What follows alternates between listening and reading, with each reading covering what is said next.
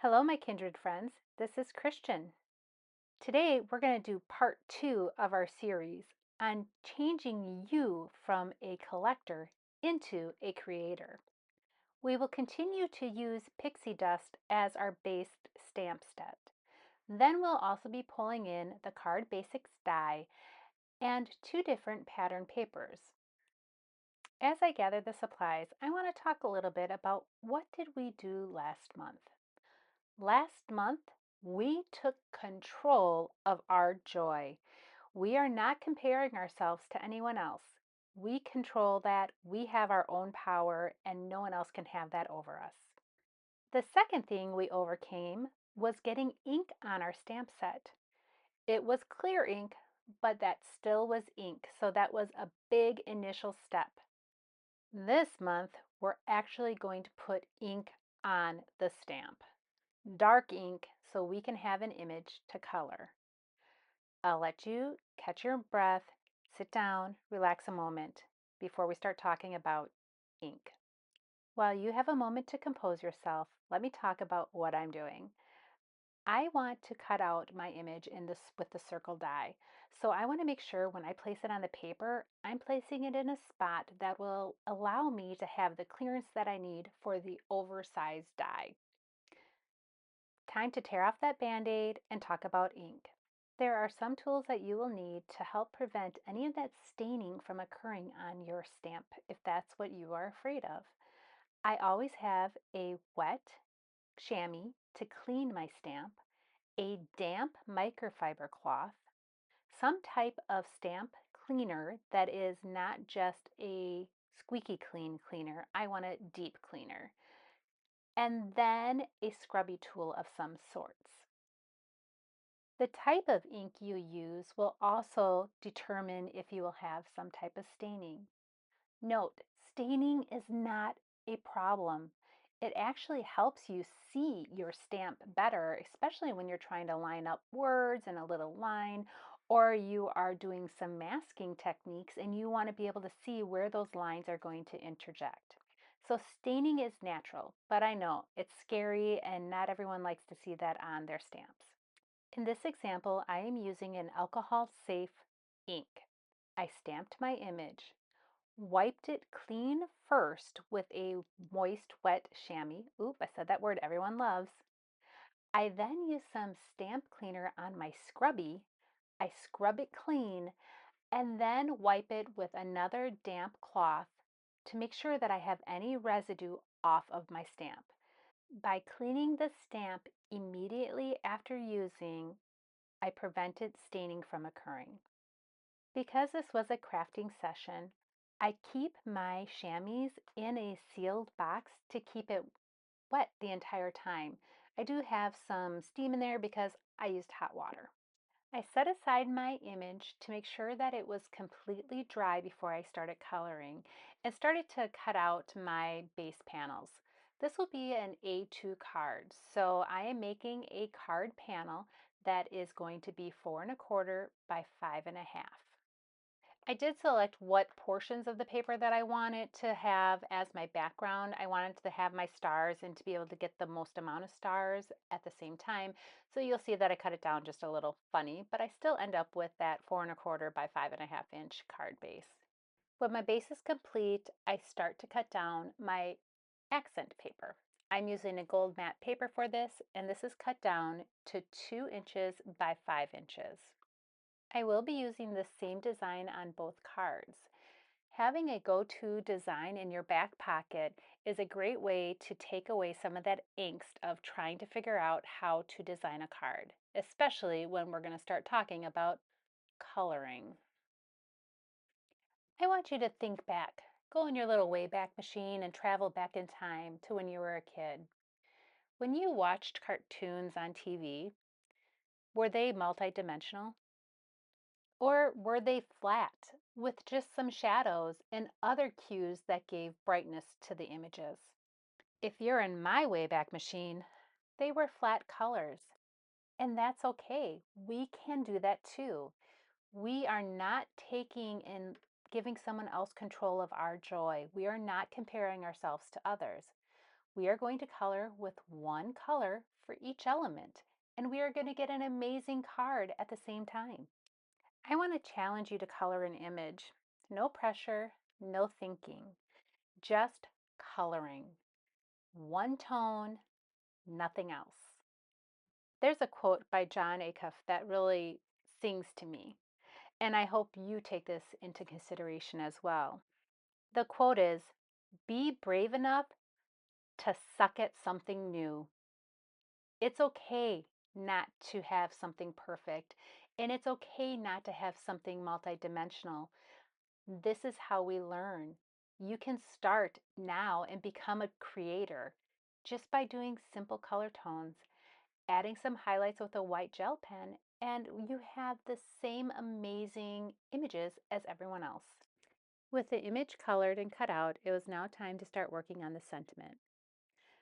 For my stamping of the sentiment this time, I will be using a pigment-based ink. I chose a pigment-based ink for the properties of the ink itself. A pigment-based ink is going to be great for that fine detail. When we're looking at our sentiments inside of our stamp sets from Kindred, they're very fine lined. They're small periods or tittles on our eyes. They're just these little accents that are very delicate. To get the best image, using a pigment-based ink, you'll be able to have crisper lines and more depth to your sentiments. If you're new to stamping, pigment-based inks are not compatible with alcohol-based markers. So if you are coloring with an alcohol-based marker, you will see a lot of bleeding or dragging of color when you use a pigment-based ink. Some companies make hybrid inks. Hybrid inks are a combination ink that is safe to use with alcohol-based markers and also good to use for watercolor. If you're truly concerned with your stamps becoming stained, keep in mind the color properties and the type of ink you're using. Water-based inks that are typically utilized in alcohol markers or pigment-based inks, which are used for fine detail and crisper lines and watercolor, have less tendency of staining your stamp if cleaned immediately. This does not include your blue-based colored inks and your red-based color inks. If you're stamping in colored ink, you're going to get colored stamps. There's not much you can do outside of that, unless you really love colored embossing powder. All right, let's get caught up on what I've been doing on the card itself. The card base was cut out. The side panel was cut out. The image was cut out. And then I'm going ahead and I'm going to start assembling that. While I'm doing the assembly, I'm also contemplating how do I want my sentiment to land on this. It looks currently like my little character is just floating in the air. While in reality, I'm going to have her settled on top of the sentiment. Because I did do a single layer of color, I have to pay attention to the details of the card. So I did know that I had to darken the eyes of my character because of the alcohol safe ink that I used is not a very deep and intense black. And I wanted her eyes to really show. So by adding a little black ink with a fine liner pen, I'm able to make her eyes brighter. I'll also be using the white gel pen to add some simple highlights to her. When I'm looking at the eyes of my characters, I feel like that little white speck that shows that reflection of light truly brings the character to life. I applied foam tape to the back of the character and then also to the back of the sentiment. And because I can never lay anything down straight the first time around, I always add a little liquid adhesive to my foam tape because I know I'm going to have to lift it up or I'm going to have to shift it. I just have to embrace that I cannot do anything straight. Then finally, I added some gold dots along the lines of the stitched circle and some white highlights, and the card was done. I conquered two fears. One, coloring with a single color, and two, no stains on my stamp.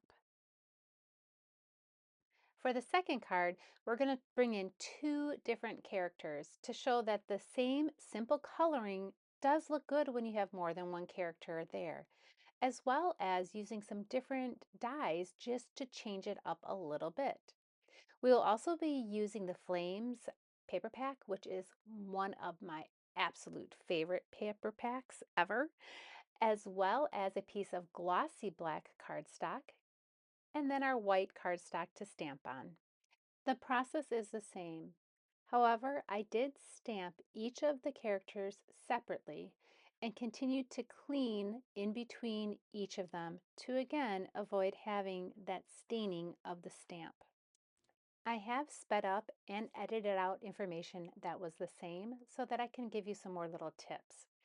Sometimes when you have closed dies like this banner die where you can't see through it, you don't know how to really center your sentiment so that you can cut it out appropriately. I make a little jig by just cutting it out of a piece of black cardstock that I probably did something else on, and I use that to line up my sentiment strip die. It locks right into those little channels of that paper, and because that black paper is a thin paper, I'm able to cut through the die with no problems. I can use this jig over and over again, and I just store it in the back of my stamp pocket that I have my dies in place on. Just because the sentiment strip die is shaped this way, I don't have to accept it that way. I can modify this to make it the way that I wanted it. I was able to trim the sides down, and again, I cannot cut straight, so there's that. But I trimmed off the sides to make little tags so that I could have my ribbon look like it's waving and that the sentiment is higher in the front than the actual flappers in the back. And I'm sure they have technical words, but I don't know what they are.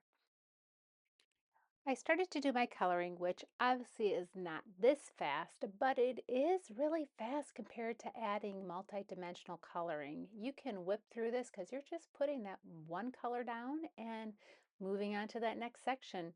Unless you're like me and you forget a spot, then you're like, oh, what color was that? Oh yeah, I better go back there and color that in. That'd be a good idea. And then you're getting ready to assemble a card and there you find another hand that wasn't colored because you missed it somehow. Yeah, I know. It's life. Since we're stuck here watching me color, unless you fast forwarded through this, I don't blame you. You can, it's okay. I want to go back to that quote by John Acuff. Be brave enough to suck at something new.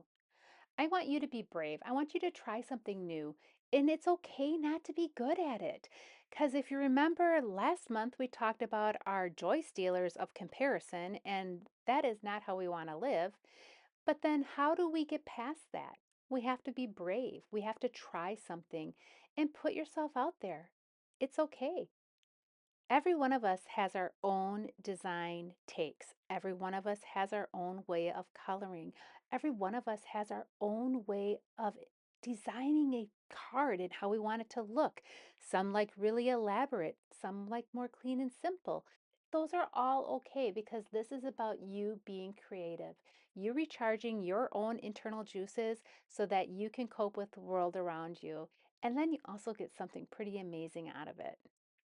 You can color. You learned it when you were in preschool and in kindergarten. Would the 5-year-old you care if there was 3 color tone transition to get dimension? No, the 5-year-old you would be coloring a tree purple or the sun brown and the grass yellow, just whatever color looked pretty to you at that moment. Give yourself some grace. You're doing a great job and you are making amazing things.